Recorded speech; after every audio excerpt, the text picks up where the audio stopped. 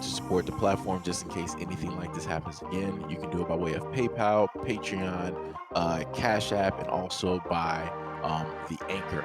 And you can also further support the platform by way of going to the Teespring store or the shoe store that is located in the comment section below.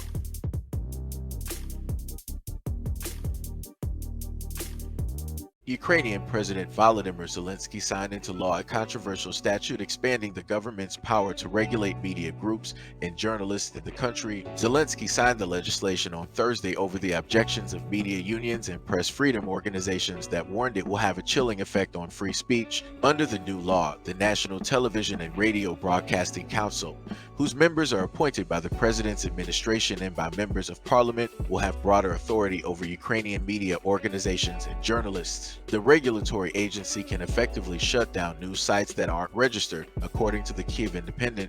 In a statement last month, the National Union of Journalists of Ukraine said the bill posed a threat to press freedom in the country. Such powers are clearly excessive, the organization wrote. No one has yet managed to tame freedom of speech in Ukraine. It won't work this time either. Zelensky's administration has been accused of suppressing press freedom. He first ordered the drafting of a new law to boost media regulation in 2019, the year he entered office. The law was passed along with several other new statutes lawmakers say are required in order to become eligible for European Union membership, which Ukraine applied for last year. The bill for the legislation, which the Ukrainian parliament passed on Deck 13, was watered down after mounting criticism. Previous draft versions handed the National Television and Radio Broadcasting Council a greater ability to impose fines on media groups, revoke licenses from printed media, and block online outlets from publishing restricted information.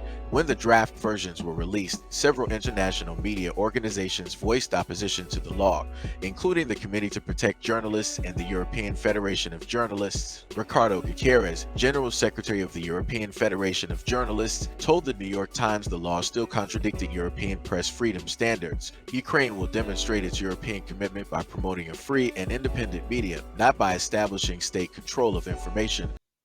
So I just wanted to bring this up due to the fact of the far-reaching implications that this will have, right? Usually when we think about countries, they all have a type of freedom of speech.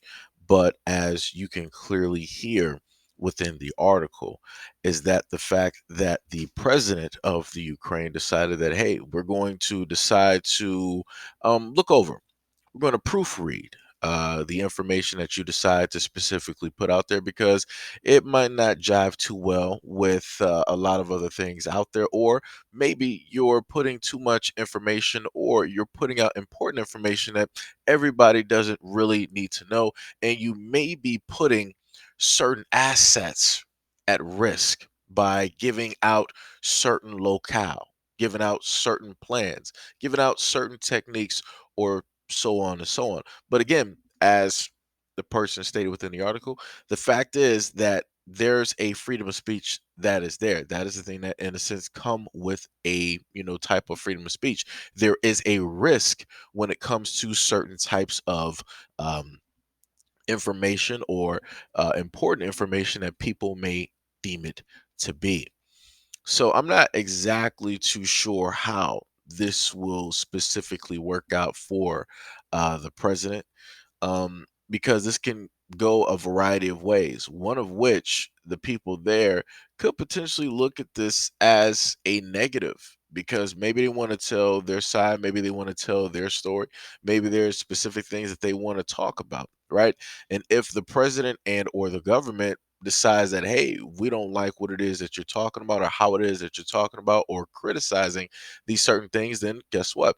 You're not going to be able to tell that story, aka a media blackout, the government ruling over what it is that you are able to see and what it is that you are able to say and also hear. So, I'm just going to tell people here in the United States, just, pay very close attention to what specifically is going to take place with this law. How the people, take it, any pushback that may come directly from this, or, maybe I could be wrong, and the people there might be so overwhelmingly ecstatic and they might just be completely fine and dandy with the law. But I'm just going to put this out there as something for people to pay attention to, as this could potentially somewhere in the near future pertain to the United States and what it is that the government will allow you to see, say, and hear. But the funny thing about that is the government in the United States has already been doing